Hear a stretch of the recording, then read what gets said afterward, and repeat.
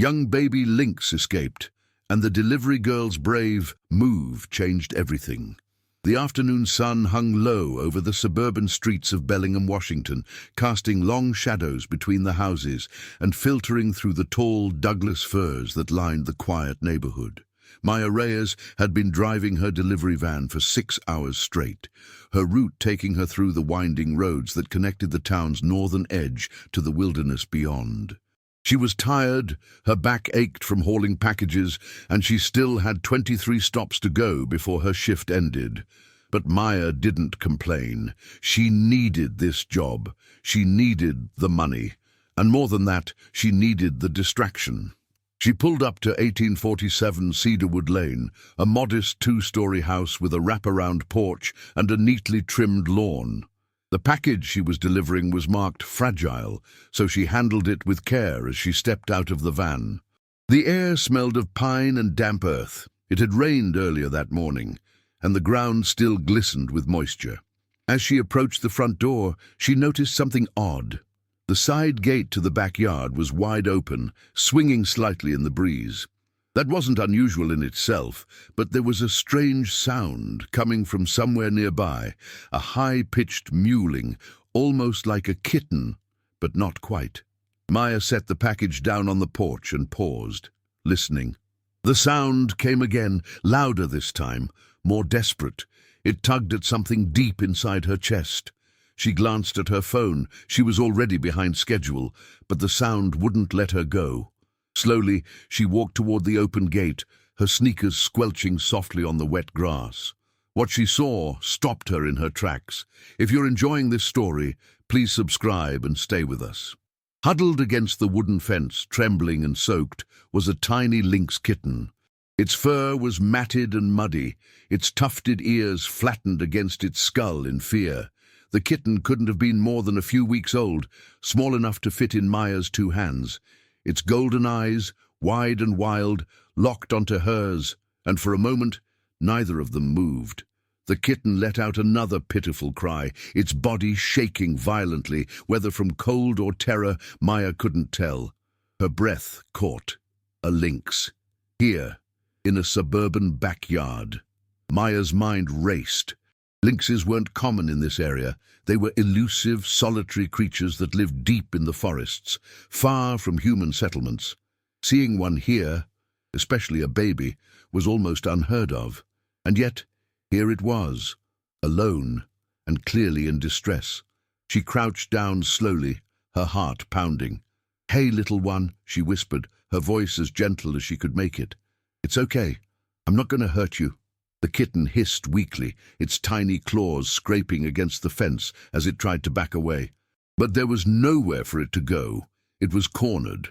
Maya could see now that one of its hind legs was held at an awkward angle, and there was a small cut above its eye, crusted with dried blood. It had been hurt, and it was alone. Where was its mother? Maya looked around the yard, scanning the trees and the shadowed corners, but there was no sign of an adult lynx. No rustling in the bushes, no distant calls. Just the soft whisper of the wind and the kitten's labored breathing. She pulled out her phone and quickly searched for the nearest wildlife rescue center. Her fingers flew over the screen, her mind already calculating the logistics. Could she get the kitten into her van without getting scratched to pieces? Should she call someone first? What if the mother came back and attacked her? But as she looked back at the tiny creature, shivering and vulnerable, all those questions faded. This kitten wouldn't survive the night on its own, not with that injury. Not in this neighborhood, where dogs roamed and cars sped past. It needed help, now. Maya stood and walked back to her van, her movements deliberate and calm. She grabbed a thick fleece blanket from the back, one she kept for cold mornings, and a cardboard box that had held a customer's return. She poked a few air holes in the top with her car keys, then walked back to the yard. The kitten was still there, pressed against the fence, its eyes following her every move. Maya knelt down again, this time closer. "I know you're scared," she said softly, "but I'm going to help you, I promise." She spread the blanket over her arms, creating a makeshift barrier between her skin and the kitten's claws. Then, in one smooth motion, she scooped the tiny lynx up and wrapped it gently but firmly in the fabric. The kitten let out a sharp yowl and thrashed for a moment, but Maya held on, her grip steady. She could feel its rapid heartbeat through the blanket, frantic and desperate. "Shh," she murmured, cradling it against her chest as she stood. "You're safe now." She carried the kitten to her van and carefully placed it in the box, tucking the edges of the blanket around it to keep it warm. The mewling had softened now, replaced by a low, uncertain whimper. Maya closed the box gently, leaving the air holes uncovered, and set it on the passenger seat. Her hands were shaking.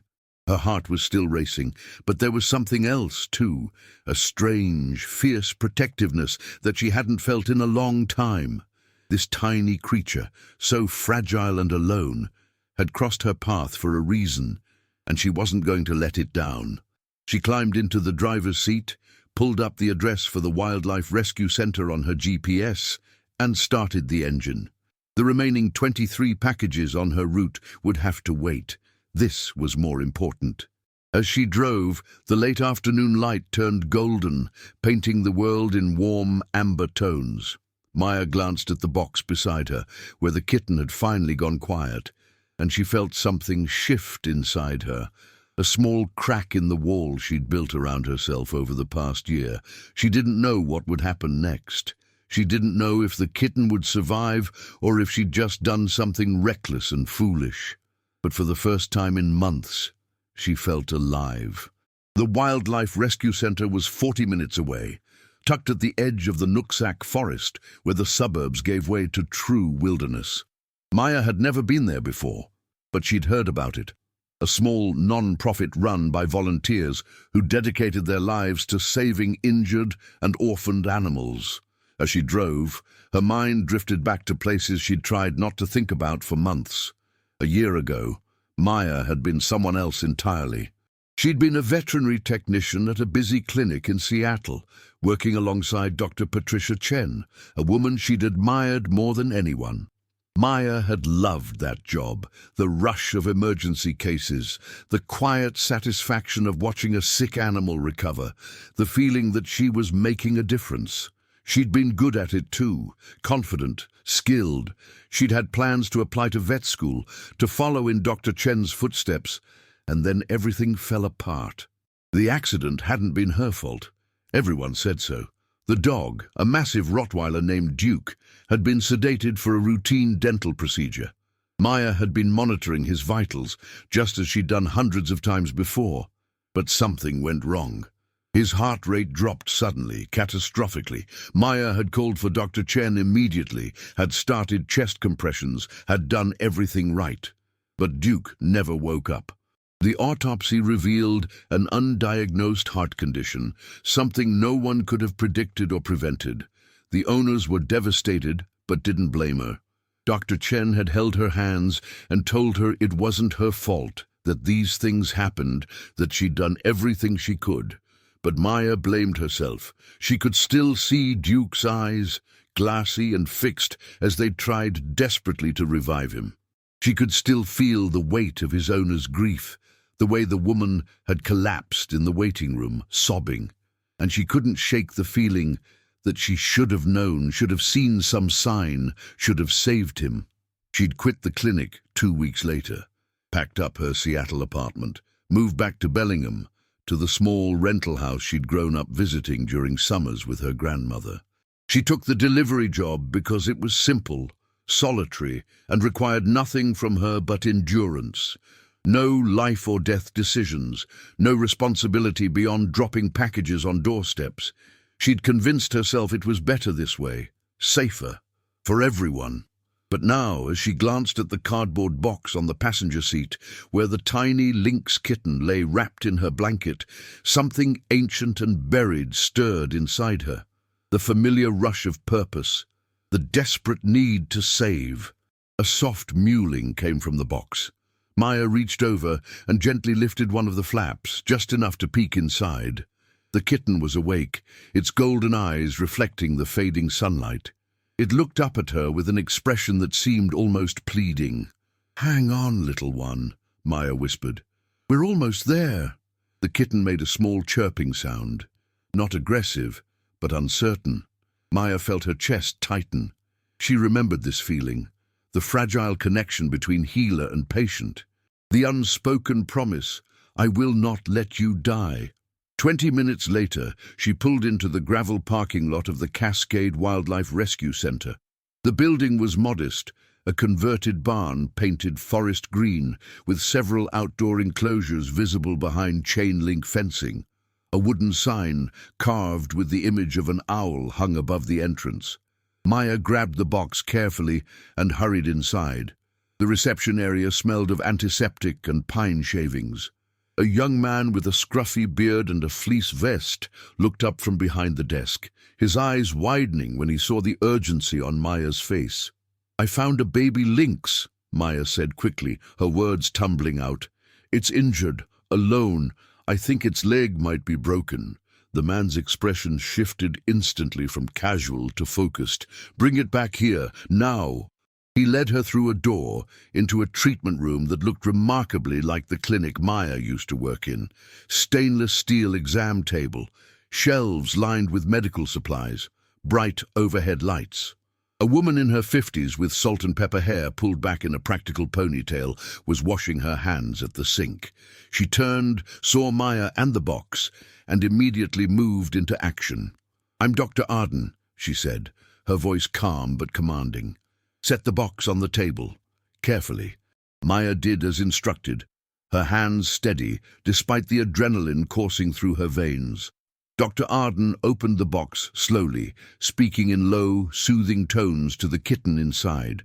When she pulled back the blanket, her expression softened for just a moment, a flicker of tenderness, before shifting back to professional assessment.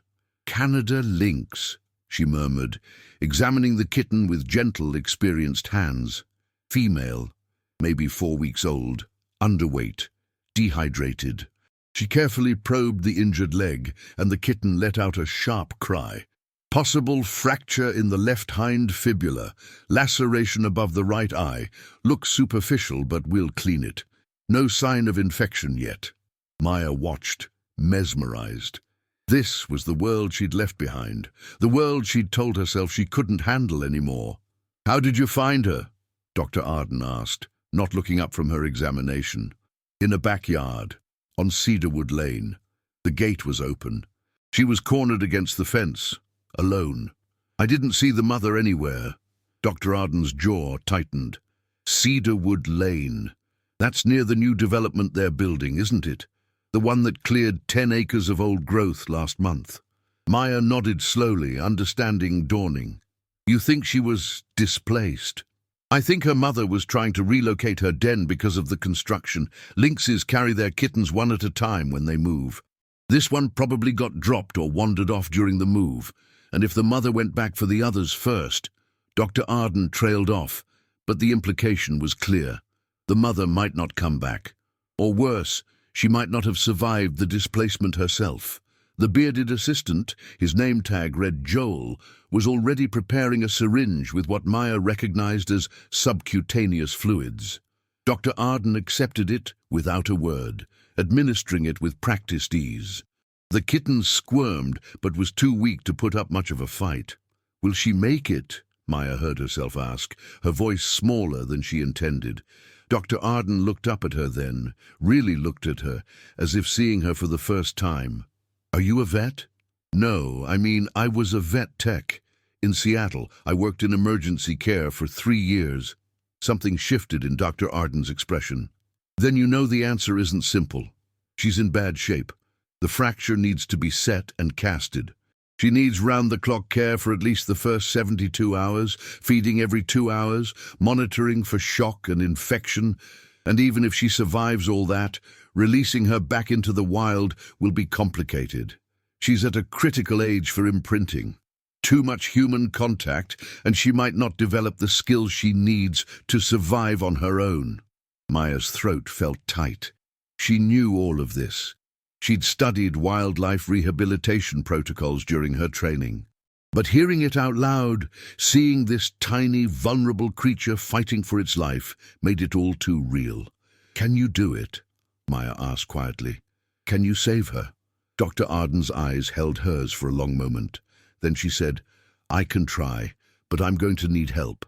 Joel's my only full-time volunteer right now, and we're already caring for 2 injured owls, a fox with a broken jaw, and a pregnant doe that was hit by a car. I can't give this kitten the constant attention she needs. The unspoken question hung in the air between them. Maya felt her heart hammering against her ribs. Every rational part of her brain screamed at her to say no, to walk away, to protect herself from the possibility of failure and loss. She'd sworn she wouldn't put herself in this position again. But as she looked down at the tiny Lynx, now resting quietly on the exam table, its breathing shallow but steady, Maya felt something break open inside her. The wall she'd built, the numbness she'd cultivated. I'll help, she heard herself say. Dr. Arden studied her carefully. You sure? This won't be easy, and there are no guarantees. Maya swallowed hard. I'm sure. For the first time since she'd walked away from her old life, Maya felt the terror of hope.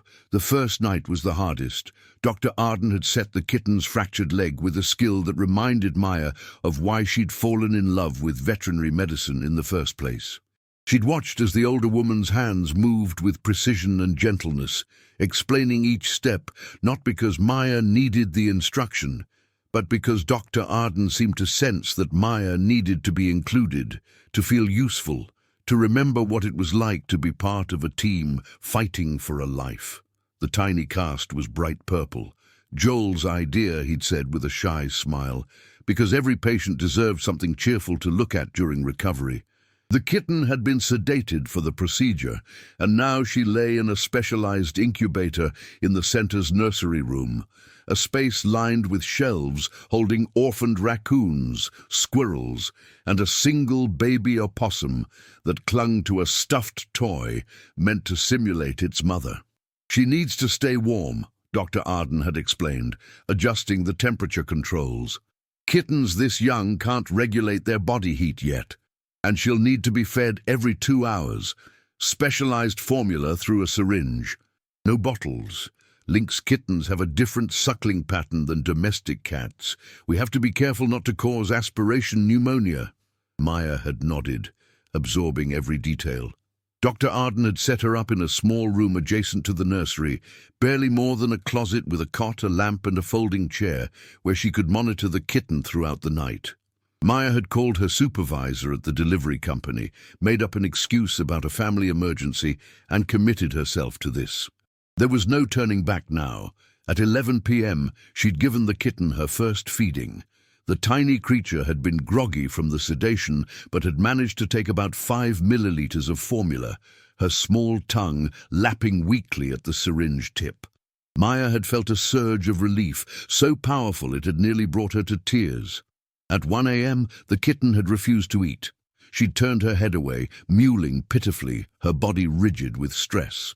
Maya had tried for 20 minutes, gentle and patient, but the kitten wouldn't take more than a milliliter. Panic had started to creep in. Dehydration, weakness, failure to thrive. All the warning signs Maya knew too well. At 3 a.m., Maya had managed to coax 3 milliliters into the kitten, but her breathing had become labored, a faint wheeze accompanying each exhale. Maya had immediately checked for signs of aspiration. Had the formula gone into her lungs? She'd listened to the kitten's chest with a stethoscope Dr. Arden had left for her, trying to detect any crackling sounds. Nothing definitive, but the wheeze persisted. She'd gone to wake Dr. Arden, who had examined the kitten carefully, her expression grave in the dim light. Possible early pneumonia, she'd said quietly, or just stress and exhaustion. We'll start her on antibiotics and a nebulizer treatment. But Maya, you need to prepare yourself. Kittens this young, this traumatized, the first 72 hours are critical. Her body might just decide it's too much. Maya had felt the words like a physical blow. Her body might just decide it's too much. That's what had happened to Duke. His body had simply given up, a hidden weakness finally revealing itself at the worst possible moment. At 5 a.m., after the nebulizer treatment, the kitten's breathing had eased slightly. Maya had sat beside the incubator, her hand resting gently against the warm glass, and whispered, "Don't give up. Please don't give up." At 7 a.m., as pale dawn light filtered through the nursery windows, the kitten had opened her golden eyes and looked directly at Maya. And for the first time, she'd taken the feeding syringe without resistance, drinking nearly 8 milliliters of formula in steady, purposeful swallows. Maya had wept then, silently, relief and exhaustion overwhelming her defenses. Now, 3 days later, she was still there. She'd gone home once, a quick trip to shower, change clothes and grab a duffel bag of essentials. She'd called her landlord to explain she'd be away for a while, texted her few friends with vague explanations, and returned to the rescue center as quickly as she could. The kitten, whom Joel had started calling Cedar after the street where she'd been found, had become the center of Maya's universe. Cedar was fighting. That much was clear. Her breathing had stabilized, the antibiotics were working, and she was taking her feedings with increasing enthusiasm. But the depth of the challenge was revealing itself in ways Maya hadn't anticipated.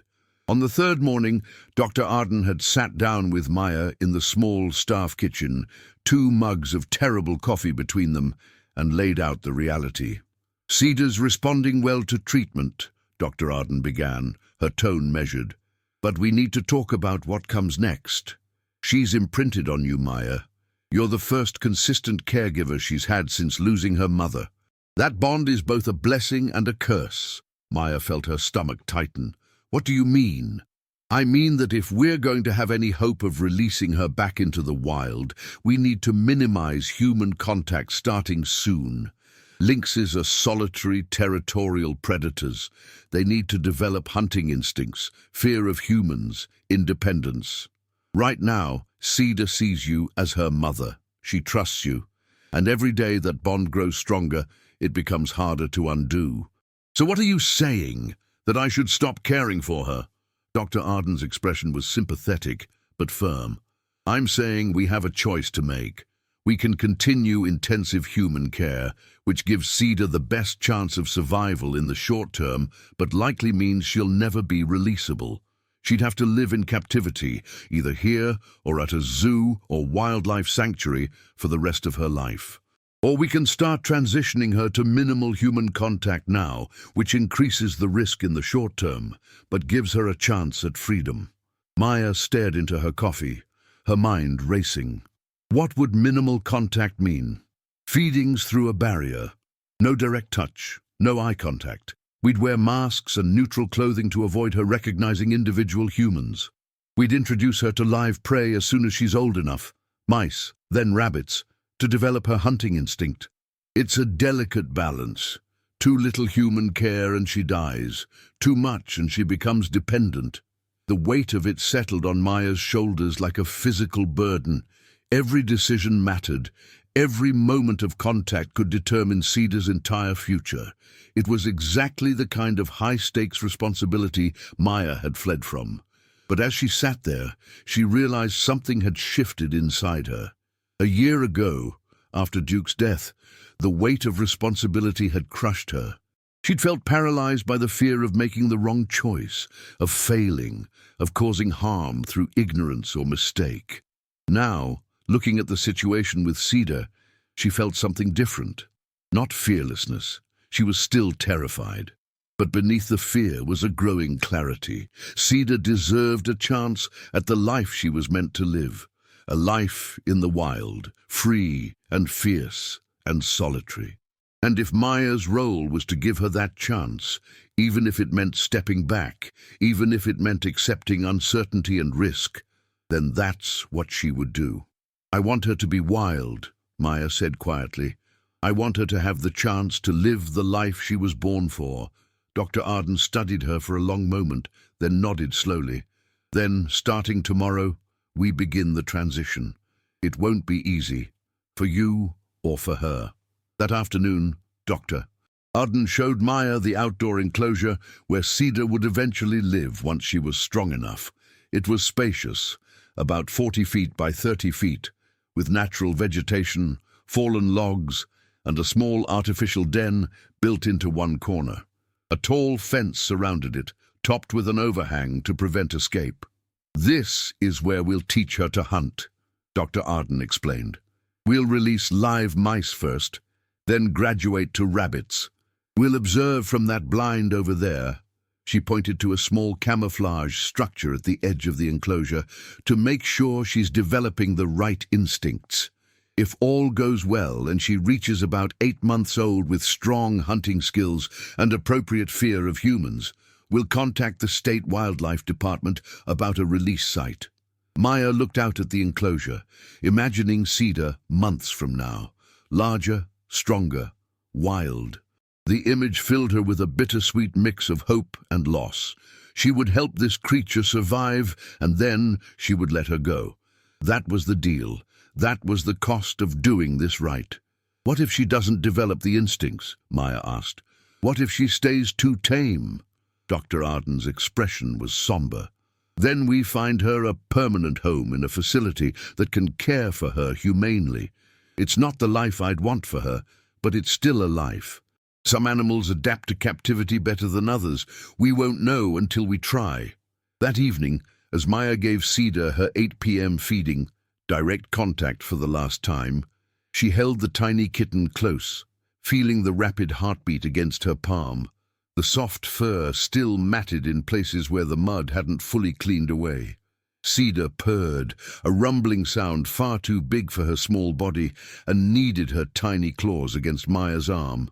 "You're going to be magnificent," Maya whispered. "You're going to run through forests and hunt under moonlight and raise kittens of your own someday, and you won't remember me. And that's exactly how it should be." Cedar looked up at her with those enormous golden eyes, and Maya felt her heart break and heal at the same time.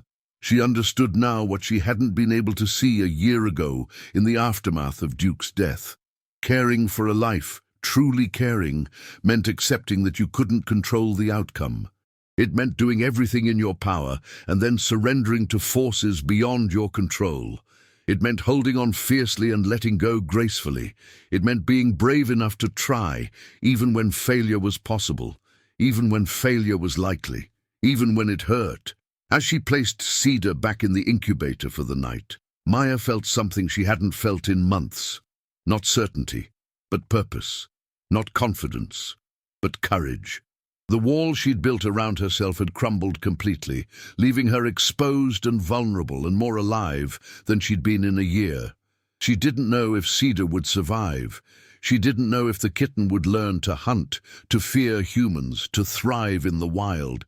She didn't know if she was making the right choices, but she was trying, and for now, that had to be enough. Outside the nursery windows, the forest stood dark and vast, full of ancient rhythms and brutal beauty. Somewhere out there was the life Cedar was meant for, if they could give her the tools to claim it. Maya settled into the cot for another long night of 2-hour feedings, her phone alarm set, her heart full of equal parts terror and hope. The real work was just beginning. The transition began at dawn. Maya stood outside the nursery room, watching through the observation window as Joel entered wearing a neutral grey coverall, a featureless mask covering his face, and thick gloves that obscured any hint of human hands. He moved slowly, deliberately, avoiding direct eye contact with Cedar as he approached the incubator. Cedar, now strong enough to stand on 3 legs despite her cast, watched him with alert curiosity. She chirped, that small, questioning sound Maya had come to recognize as a greeting, but Joel didn't respond. He simply opened the incubator, lifted Cedar by the scruff of her neck, the way a mother lynx would carry her kitten, and transferred her to a larger, more naturalistic enclosure that had been prepared overnight. This new space had no incubator, no artificial warmth except a heating pad hidden beneath a pile of leaves and moss. There were branches to climb, textures to explore, and in one corner, a den-like structure made of stacked logs and evergreen boughs. Joel placed Cedar inside, set down a shallow dish of formula, and left without a word or glance back. Cedar stood alone in the center of the enclosure, her tufted ears swiveling, her body tense. She let out a long, plaintive cry, the sound of confusion, of abandonment. Maya's hand pressed against the glass, her chest aching. "This is the hardest part, Doctor," Arden said quietly, appearing beside her. "For both of you." Maya watched as Cedar limped awkwardly on her 3 good legs, exploring her new environment with cautious sniffs and tentative paw pats. She called out again, "That heartbreaking mule," but no one came. After several minutes, she found the dish of formula and drank, her small pink tongue lapping mechanically. Then she retreated to the den structure and disappeared inside. "How long before she adjusts?" Maya asked, her voice tight. "Every animal is different. Some adapt in days, others take weeks. We'll monitor her constantly, but from a distance. If she stops eating or shows signs of severe stress, we'll intervene. But we have to give her the space to become what she's meant to be." Over the next 2 weeks, Maya learned what it meant to love something by letting it go. She became a shadow observer, watching Cedar from behind one-way glass and from the camouflaged blind near the outdoor enclosure. She learned to recognize Cedar's moods by the position of her ears, the tension in her body, the patterns of her vocalizations. She watched as Cedar grew stronger, more confident, more wild. By day 5, Cedar had stopped calling for human contact. She spent her time exploring every inch of her enclosure, practicing pounces on leaves that skittered across the ground, and sleeping in different spots, as if testing which felt safest. Her injured leg was healing well. "Doctor." Arden checked it weekly under sedation, always with minimal handling, and Cedar was beginning to put tentative weight on it. By day 8, they introduced her first live prey. Maya watched from the blind as Joel released 3 live mice into the enclosure. Cedar, now almost 6 weeks old, had never seen a mouse before. She approached the first one with curiosity rather than predatory intent, batting at it gently as if it were a toy. The mouse scurried away. Cedar followed, her movements clumsy and playful. "Come on," Maya whispered from her hidden vantage point. "You can do this." Cedar crouched low, her hindquarters wiggling, an instinctive hunting posture encoded in her DNA. She pounced and missed. The mouse darted under a log. Cedar peered after it, confused. It took 3 hours, but finally, driven by hunger and instinct, Cedar caught her first mouse. Maya watched as the kitten's entire demeanor changed in that moment. The playfulness vanished, replaced by something ancient and primal.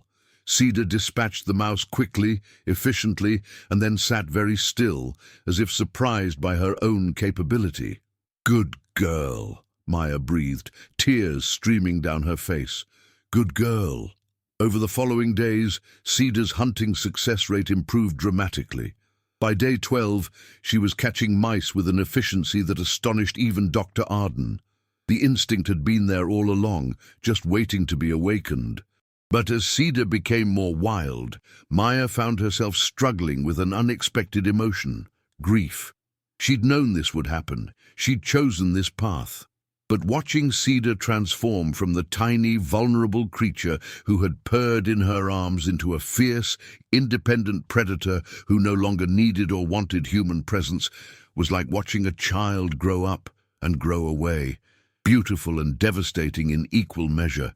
"You're doing the right thing, Doctor," Arden told her one evening as they sat in the observation room, watching Cedar demolish a rabbit carcass with impressive ferocity. "I know it doesn't feel like it, but you are. Most people who find orphaned wildlife want to keep them, to make them pets. They think love means possession. You understand that love sometimes means sacrifice." Maya nodded, unable to speak past the lump in her throat. "I want to show you something," Dr. Arden said, standing. "Follow me." She led Maya to a small office cluttered with papers, wildlife journals, and photographs covering every wall. Dr. Arden pointed to one image in particular, a majestic Canada lynx standing on a snow-covered log, its thick winter coat pristine, its expression alert and wild. "That's Aurora," Dr. Arden said. "I raised her 12 years ago. She'd been hit by a car as a juvenile, shattered her pelvis. Everyone said she'd never walk again, let alone hunt. But we gave her time, space, and the chance to heal on her own terms. We released her when she was 18 months old, up in the North Cascades. How do you know she survived? Maya asked. Dr. Arden smiled. We don't, not for certain. We tracked her collar signal for 6 months until the battery died. In that time, she established a territory, avoided humans, and killed enough prey to sustain herself. After that, she shrugged. We had to trust that we'd given her what she needed. That's all we can ever do. Maya studied the photograph, imagining Cedar one day standing like that, powerful, independent, free. Do you ever wonder if she remembers you? I hope she doesn't, Dr. Arden said honestly. I hope we were just a brief interruption in her wild life, forgotten the moment she returned to the forest. That's success in this work, Maya, becoming irrelevant. The word settled over Maya like a benediction. Becoming irrelevant. It was the opposite of everything she'd been taught to want, to be remembered, to matter, to leave a mark. But in this context, it was the highest achievement. To give a creature the tools to survive and then disappear from its story entirely. By week 3, Cedar had been moved to the large outdoor enclosure. Her cast had been removed, and though she still favored the previously injured leg slightly, she could run, climb, and pounce with remarkable agility. She was growing rapidly now, her kitten features sharpening into the distinctive profile of her species. Her coat thickened. Her ear tufts grew more pronounced. Her vocalizations deepened from kitten mews to the low growls and coughs of an adult lynx. And she wanted nothing to do with humans. When Joel entered the enclosure to leave food or clean, Cedar would retreat to the highest perch she could reach and watch him with hostile, wary eyes. If he came too close, she'd hiss and spit, her small body radiating aggression. It was exactly what they'd hoped for. Maya continued her delivery route during the days, but every spare moment was spent at the rescue center. She'd become part of the small team, helping with the other animals, learning from Dr. Arden and watching Cedar's progress with a mixture of pride and heartache. One afternoon in late April, as Maya sat in the observation blind watching Cedar stalk a rabbit with patient, calculated precision, her phone buzzed. It was a text from Dr. Chen, her former boss from the Seattle clinic. They'd stayed in loose contact over the past year, though Maya had been too ashamed to maintain the friendship with any real depth. Heard through the grapevine you're doing wildlife rehab. I'm so proud of you, Maya. This is where you belong. Call me if you ever want to talk. Maya stared at the message for a long time.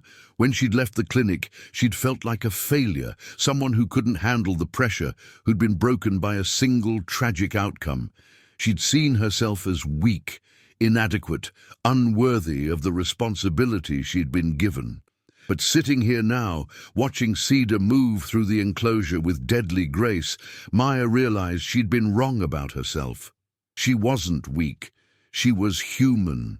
She'd experienced trauma and grief, and instead of pushing through with false bravado, she'd taken the time to heal. She'd found a different path back to the work she loved, one that honored both her capabilities and her vulnerabilities. Cedar pounced. The rabbit tried to flee, but wasn't fast enough. Cedar's jaws closed around its neck in a killing bite that was swift and clean. She carried her prize to a sheltered spot and began to feed. Maya felt a surge of fierce joy. This is what she'd fought for. This is what all the sleepless nights, the anxiety, the heartache had been building toward. Cedar wasn't just surviving. She was thriving. She was becoming exactly what she was meant to be. She's ready, Dr. Arden said, appearing beside Maya in the blind. Or she will be soon. I've been in contact with the Washington Department of Fish and Wildlife. There's a protocol for releasing rehabilitated lynx. We need to find the right location, far from human development, with adequate prey population and existing lynx territory. And we need to wait until she's about 8 months old, which gives us another 3 months. 3 more months. Maya felt time compressing and expanding simultaneously. It seemed both impossibly long and terrifyingly short. "Where would you release her?" Maya asked. "There's a wilderness area in the northern Cascades near the Canadian border. It's where Aurora was released. Remote, protected, with documented Lynx presence. If Cedar is going to have a chance anywhere, it's there." Maya watched Cedar tear into her meal, blood staining the fur around her muzzle, her golden eyes bright with satisfaction. She looked nothing like the tiny, terrified kitten Maya had found 6 weeks ago. She looked like a predator, a survivor, a wild thing. "Then that's what we'll do," Maya said quietly. "We'll give her those 3 months to grow stronger, and then we'll take her home." Dr. Arden placed a hand on Maya's shoulder. "You've given her an extraordinary gift. You know that, right?" Maya didn't trust herself to speak. She just nodded and kept watching Cedar, memorizing every detail. The way she ate, the way she moved, the way she paused occasionally to scan her surroundings with those impossibly alert eyes. In 3 months, she would let this creature go. She would drive her into the wilderness and watch her disappear into the trees. And Maya would return to her life, knowing she might never see Cedar again, never know for certain if she survived, never receive confirmation that all this effort and love had mattered. It was the ultimate act of faith. And for the first time since Duke's death, Maya felt ready for it. She wasn't running from responsibility anymore. She was running toward it, arms wide open, heart exposed, ready to try and fail and try again, ready to care deeply even when the outcome was uncertain, ready to be brave. The call came at 2:47 a.m. on a Tuesday in early June. Maya jolted awake, her phone vibrating violently on the nightstand beside her bed. She grabbed it, her heart already racing before she'd even registered the caller ID. Dr. Arden's name glowed on the screen. "Maya." Dr. Arden's voice was tight, controlled, but Maya could hear the alarm underneath. "Cedar's gone." Maya was out of bed before her brain fully processed the words. "What do you mean, gone?" "There was a storm tonight. You probably slept through it. Lightning, heavy wind. A branch came down on the northwest corner of the outdoor enclosure, bent the fence inward, and created a gap. Joel discovered it during his 2 a.m. check. Cedar's enclosure is empty. She's out."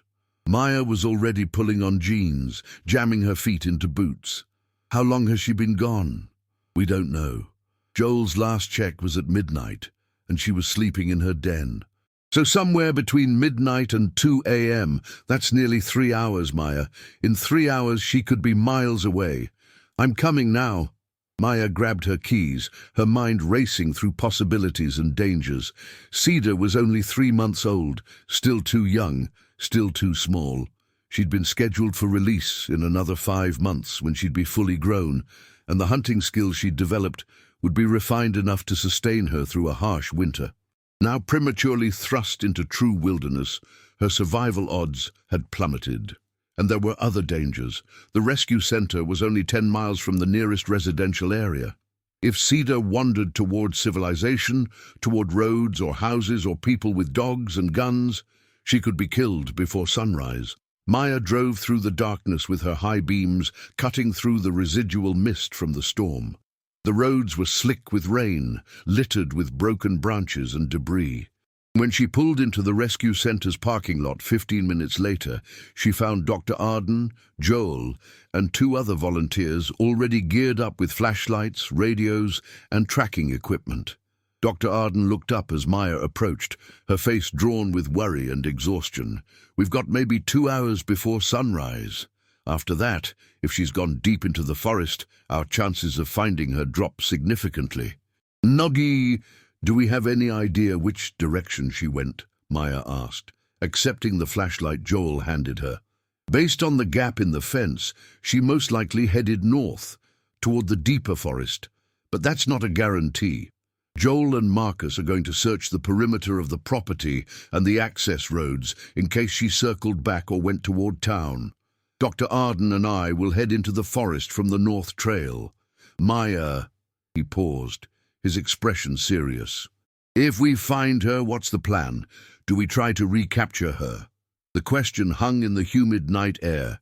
Maya looked at Dr. Arden, whose face revealed the same conflict Maya felt churning in her own chest. "Let me ask you something first," Maya said slowly. "If we find her and she's healthy, uninjured and surviving, what are her real chances if we leave her out there?" Dr. Arden exhaled slowly. "Honestly, not great. She's young, undersized, and hasn't had time to build up the fat reserves she'd need for winter. Her hunting skills are good for her age, but not exceptional. She doesn't know this territory, and there's no guarantee there's an adult lynx nearby who might tolerate her presence. More likely, if she encounters one, they'll see her as competition or a threat and drive her off, or worse. But it's possible she could survive? Possible, not probable." Maya felt the weight of the decision pressing down on her. Every instinct screamed to find Cedar, to bring her back to safety, to protect her. But another voice, quieter, harder to hear, whispered something different. "This is what you prepared her for. This is what wild means." "If we find her," Maya said carefully, "and she's healthy, I think we observe. We don't interfere unless she's in immediate danger. We track her, we monitor her, but we let her choose." "Doctor." Arden studied Maya's face in the harsh glare of the flashlights. "That's a brave choice, and a hard one. Are you sure?" Maya thought of the past 3 months, of watching Cedar transform from a helpless kitten into a capable predator, of learning to step back, to let go, to trust in the wild instincts that ran deeper than any human intervention, of understanding that love sometimes meant allowing risk, allowing failure, allowing freedom, even when safety was the easier path. "I'm sure," Maya said. "Let's find her first, then we'll decide." They split up. Joel and Marcus headed toward the access roads with handheld radios. Dr. Arden and Maya pushed into the forest along the northern trail, their flashlights sweeping across the undergrowth, looking for any sign of passage. Disturbed leaves, broken twigs, tracks in the muddy soil. The forest at night was a different world. Every sound amplified. The drip of water from leaves, the rustle of unseen creatures, the distant hoot of an owl. Maya's senses felt hyper-alert, attuned to every detail. She found herself remembering the tracking skills Dr. Arden had taught her over the past months, lessons she'd absorbed almost unconsciously while observing Cedar. They walked for 45 minutes, moving deeper into the wilderness, calling out periodically with the low, coughing vocalization adult lynxes used, a sound they'd played for Cedar during her rehabilitation to familiarize her with her own species. No response came. Then, just as Maya was beginning to lose hope, she saw it. A small tuft of tawny fur caught on a blackberry bramble, about 3 feet off the ground. She crouched down, examining it with her flashlight. "Dr. Arden," she called softly. The older woman joined her, studying the fur. "That's lynx, and fresh. The rain would have matted it if it had been here long. She came through this way, probably within the last hour." They pressed on with renewed urgency, following a faint game trail that wound between Douglas firs and western red cedars. The forest sloped upward, the terrain becoming rockier, more difficult. And then Maya heard it, a sound that made her blood run cold. Snarling. Low and aggressive, coming from somewhere ahead and to the left. Dr. Arden heard it too. They exchanged a glance and moved forward cautiously, turning off their flashlights to avoid startling whatever was ahead. As Maya's eyes adjusted to the darkness, she could make out shapes moving in a small clearing about 30 yards ahead. 2 coyotes, both significantly larger than Cedar, had cornered something against a fallen log. And that something was fighting back with desperate ferocity. Cedar. Maya's heart seized. The young lynx was backed against the log, her body low and tense, her lips pulled back to reveal her small fangs. One of the coyotes lunged, and Cedar lashed out with her front claws, landing a hit across the coyote's muzzle that made it yelp and retreat. But the reprieve was temporary. The coyotes were testing her, wearing her down. It was only a matter of time before they coordinated their attack and overwhelmed her. "We have to do something," Maya whispered urgently. "She can't fight them both." Dr. Arden's hand gripped her arm. "Wait! Watch!"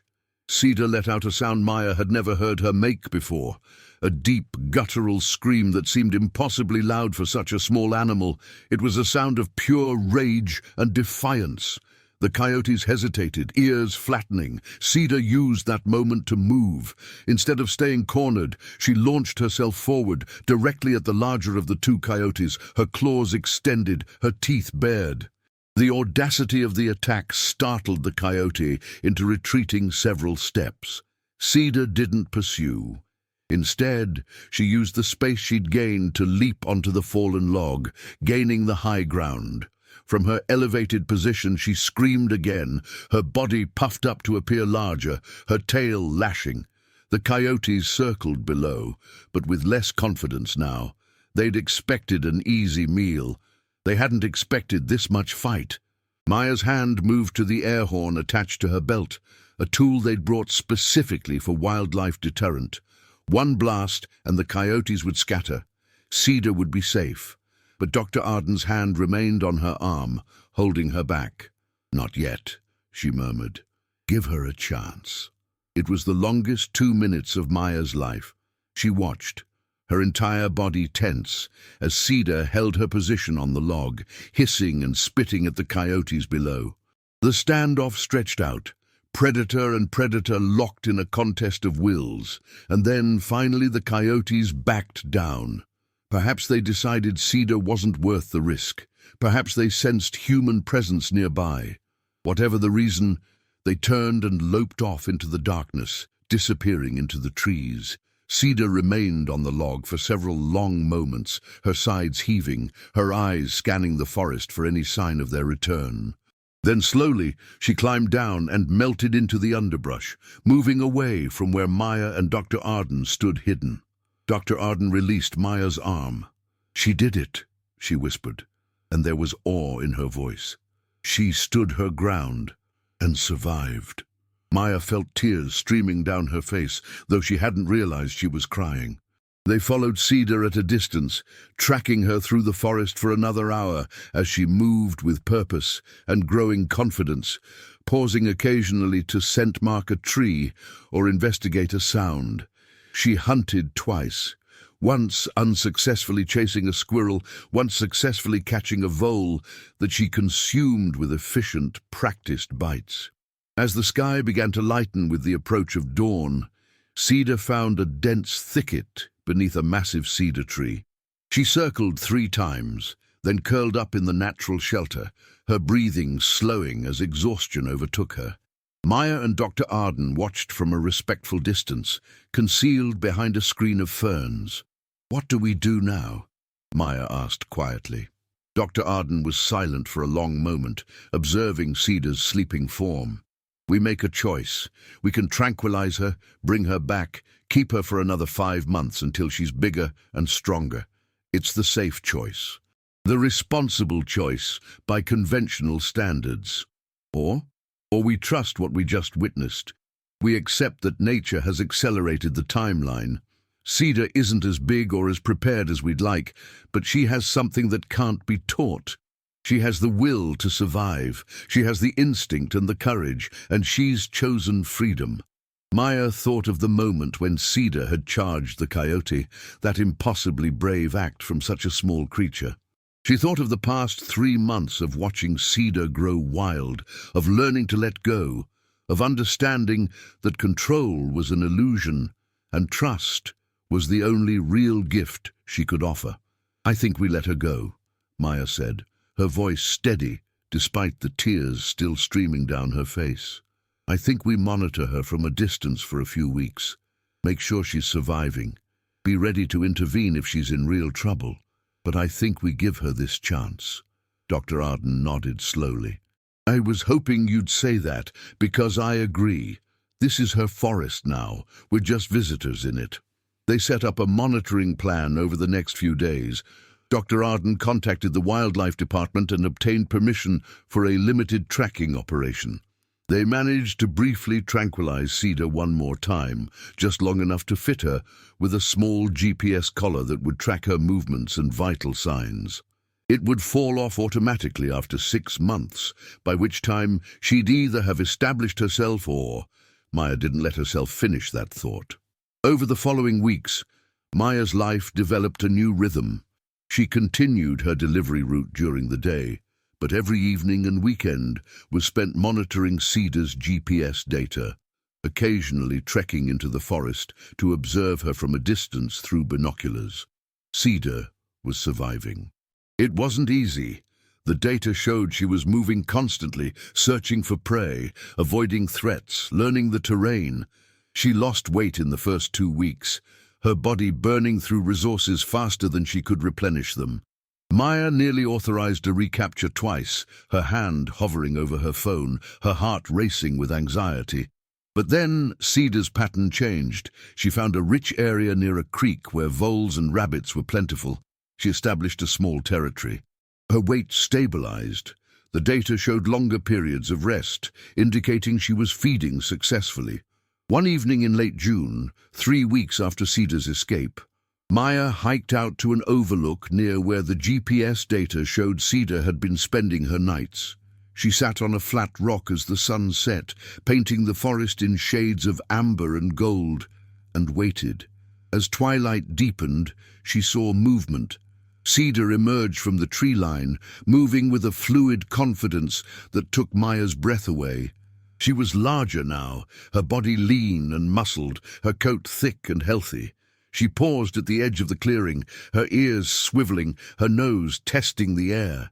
For just a moment, Cedar seemed to look directly at where Maya sat, though she was too far away to see any details. Those golden eyes, so familiar and now so wild, met Maya's gaze across the distance. And then Cedar turned and disappeared into the forest, a shadow among shadows, wild and free and exactly where she belonged.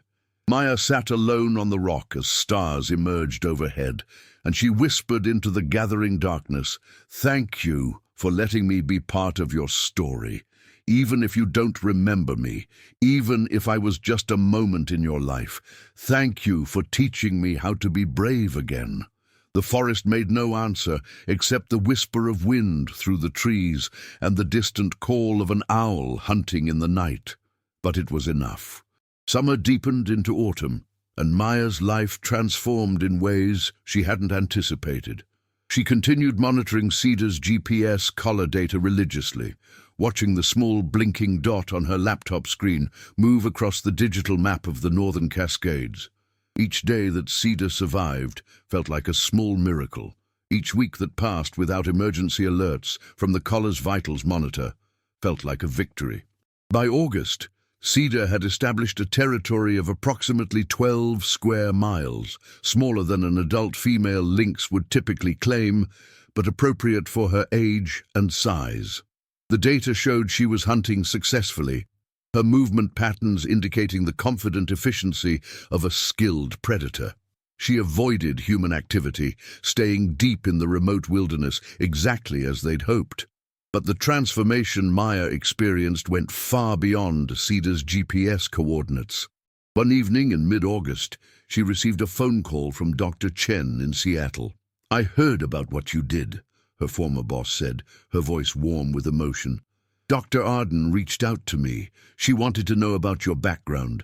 Maya, what you accomplished with that lynx is extraordinary, but more than that, the fact that you were brave enough to get back in the arena after what happened with Duke, I'm so proud of you."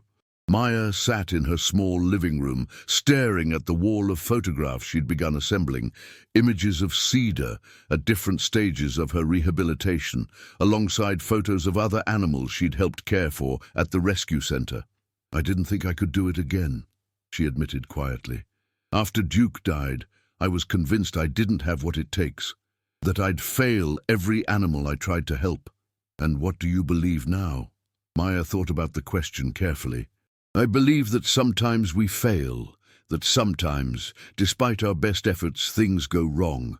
But I also believe that the fear of failing isn't a good enough reason not to try." Cedar could have died a dozen times, from her initial injuries, from pneumonia, from the coyotes, from starvation in those first weeks in the wild, but she didn't. And even if she had, I would still be glad I tried to save her. There was a long pause on the other end of the line. Then, Doctor, Chen said, "We have an opening at the clinic. Veterinary technician position, emergency services. I know you moved away from Seattle, but I wanted you to know the door is open if you ever want to come back." Maya felt a rush of conflicting emotions: gratitude, fear, uncertainty. A year ago, she would have said no immediately, would have invented excuses, would have protected herself from the possibility of facing that kind of responsibility again. Now, she found herself considering it. "Can I think about it?" she asked. "Take all the time you need. The position isn't going anywhere. And Maya, whatever you decide, you should know that you're one of the best techs I've ever worked with. What happened with Duke wasn't your fault. It was never your fault. I hope you finally let yourself believe that." After they hung up, Maya sat in the gathering darkness of her living room, feeling something shift inside her chest. The final piece of a weight she'd been carrying for over a year, finally loosening its grip. Dr. Chen was right. Duke's death hadn't been her fault. She'd done everything correctly, everything she'd been trained to do. Sometimes tragedy struck despite perfect execution. Sometimes loss was simply loss, not failure. The difference between the Maya who had fled Seattle and the Maya who sat here now was profound. She'd learned that she could survive grief, could endure uncertainty, could carry responsibility without being crushed by it. Cedar had taught her that.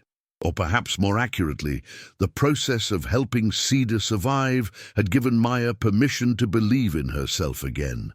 She didn't need to return to Seattle to prove anything, but she could, if she wanted to. The fear no longer controlled her. At the rescue center, Maya had become indispensable. Dr. Arden had offered her a paid position, the center had received a grant, and they could finally afford to bring on a full-time rehabilitation specialist. Maya accepted, giving notice at the delivery company, with a mixture of relief and gratitude for what that job had given her during her darkest months. She threw herself into the work with renewed passion, caring for injured raptors, orphaned raccoons, a black bear cub that had been found wandering a residential area after its mother was hit by a car. Each animal presented its own challenges, its own heartbreaks and triumphs. Maya learned to hold the outcomes more lightly, to celebrate the victories without being destroyed by the losses. One afternoon in late September, she was in the treatment room examining an injured great horned owl when Joel burst through the door, his face lit with excitement.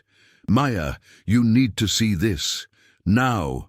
She carefully returned the owl to its carrier and followed Joel to the observation room, where he'd pulled up a series of images on his laptop, photos from a trail camera that had been placed in Cedar's territory as part of the ongoing monitoring program.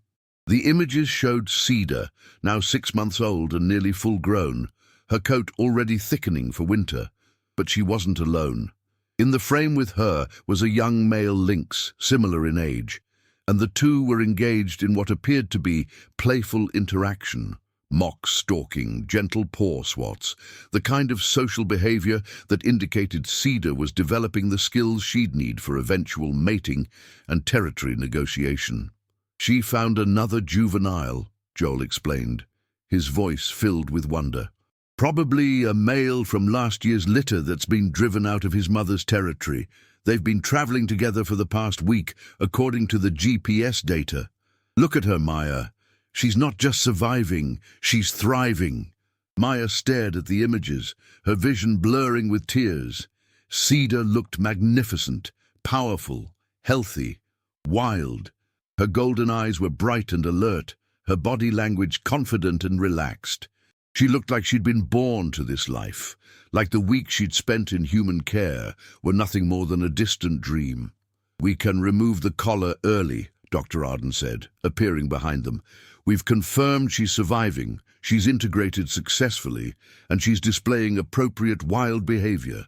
The mission is accomplished, Maya. You gave her a life. That evening, Maya hiked out to the forest one last time, not to observe Cedar, but simply to be present in the wilderness that had become Cedar's home. She sat on the same rock overlook where she'd last seen the lynx 3 months ago, and watched the sun set over the endless canopy of trees. She thought about the moment when she'd found Cedar in that backyard, tiny and terrified, and clinging to life by the thinnest thread. She thought about all the choices that had followed, the decision to help, to stay, to let go, to trust. Each choice had been an act of courage, even when it hadn't felt that way in the moment. Cedar was out there somewhere, living the life she was meant to live. And Maya was here, fundamentally changed by the experience of helping her get there. Her phone buzzed. A text from Dr. Chen. Any thoughts about the position? No pressure, just checking in. Maya looked out at the darkening forest, feeling the cool autumn air on her skin, hearing the evening chorus of birds settling in for the night. She thought about Duke, whose death had broken something in her. She thought about Cedar, whose survival had helped her heal. She thought about all the animals still out there who would need help, need advocacy, need someone brave enough to try even when success wasn't guaranteed. She typed her response. I'd like to come back. Not because I'm running from anything this time, but because I'm ready to run towards something. When can I start? The reply came quickly. How about October 1st? Welcome home, Maya. Maya smiled, pocketing her phone. She would return to Seattle, to emergency veterinary medicine, to the high-stakes work she'd once loved and lost and found her way back to. She would carry Cedar's story with her, a reminder that courage wasn't the absence of fear, but the decision to act despite it. That healing wasn't linear, that sometimes the most important thing you could do for something you loved was to prepare it for freedom and then let it go. As she stood to leave, a sound echoed through the forest, distant but unmistakable. The low, coughing call of a lynx, somewhere in the vast wilderness below. Maya couldn't know if it was Cedar or another of her kind. It didn't matter. What mattered was that the sound existed, that wild things still ran through wild places, that there were still stories of survival being written in the shadows and the silence. Maya called back, her voice a poor imitation but genuine in its intent. A farewell, a blessing, a promise that she would continue the work of protecting and healing and letting go. The forest absorbed her call and gave nothing back but the whisper of wind through ancient trees. And that, Maya realized as she made her way back down the trail, in the gathering darkness, was exactly as it should be. She had spent months learning to read Cedar's story through data points and distant observations. She had trained herself to find satisfaction in outcomes she couldn't fully witness, in successes she might never confirm. She had learned to trust in things beyond her control and to measure her own worth not by perfect results, but by honest effort. These were lessons that would serve her in the years to come, in emergency rooms where some patients would live and others would die, where she would have to make impossible decisions with incomplete information, where loving the work meant accepting that heartbreak was part of the job. But she was ready now. Cedar had given her that gift, the gift of resilience, the gift of courage, the gift of understanding that you could be broken and still become strong, that you could fail and still be worthy, that you could let go and still keep caring.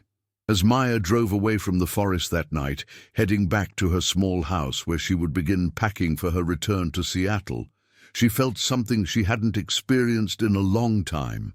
Peace. Not the peace of certainty or closure, but the peace of acceptance. The peace of knowing she'd done something meaningful, even if she'd never fully know the outcome. The peace of being brave enough to try. Somewhere in the darkness behind her, Cedar moved through the forest, hunting, exploring, living. Their paths had crossed for a brief and crucial moment, and then diverged again, as all wild paths eventually must. Maya would carry Cedar with her always, not as a possession or a memory to be clung to, but as a story of transformation that had changed them both. She'd found Cedar in a moment of desperate need, and in saving her, Maya had somehow saved herself. The delivery girl who had made a brave move that day in the suburban backyard had discovered that courage wasn't something you either had or didn't have. It was something you practiced, something you chose again and again, even when you were terrified. Especially when you were terrified. Maya had chosen courage, and it had changed everything. Winter arrived early in the Cascades that year. By mid-October, the first snow had dusted the high peaks, and Maya had been back at Dr. Chen's clinic in Seattle for 2 weeks. The transition had been smoother than she'd expected. Not easy, but familiar in a way that felt like coming home to a place you'd left as one person and returned to as another. The emergency room was exactly as she remembered. Chaotic, demanding, unpredictable. In her first week back, she'd assisted with 3 critical surgeries, helped stabilize a dog in anaphylactic shock, and talked a panicked owner through the decision to humanely euthanize a cat whose kidneys had finally failed after months of decline. Each case carried weight, each decision mattered, and Maya found she could carry that weight now without being crushed by it. Dr. Chen noticed the change immediately. "You're different," she'd said one evening as they cleaned up after a particularly brutal shift. "More grounded, more present. Whatever happened to you in Bellingham, it transformed you." Maya had smiled, thinking of a young lynx moving through a forest hundreds of miles away. "I learned to let go," she'd said simply, "and I learned that letting go doesn't mean giving up." The GPS collar on Cedar had been remotely released in early October, as planned. The final data transmission before it fell away had shown Cedar healthy, active, and still traveling occasionally with the young male lynx they'd observed in the trail camera photos. Her territory had expanded slightly as she'd grown more confident, and the prey capture data suggested she was hunting successfully enough to build the fat reserves she'd need for her first real winter. After that, there was no more data, no more blinking dot on a screen, no more confirmation of her continued survival, just faith. Maya had struggled with that at first, the not knowing. She'd found herself checking her laptop compulsively in the early days after the collar fell away, as if the data might magically reappear. But gradually, she'd made peace with the uncertainty. Cedar was wild now, truly and completely. Her story would continue to be written in the wilderness, beyond human observation, beyond human knowledge. And that was as it should be. One evening in late November, Maya received a package at her Seattle apartment. Inside was a framed photograph from Dr. Arden, one of the final trail camera images of Cedar, captured just before the collar was removed. In the photo, Cedar sat on a snow-dusted boulder, her thick winter coat pristine, her posture regal and alert. She looked directly at the camera, her golden eyes luminous in the flash, her expression somehow both wild and knowing. "Doctor." Arden had included a note. "She made it through her first winter storm last week. We got reports from a researcher doing snow surveys in her territory. He saw tracks, fresh kills, all the signs of a healthy lynx. She's surviving, Maya. You gave her that chance. I hope you're proud of what you accomplished." Maya hung the photograph on her living room wall, where she could see it every morning when she woke up.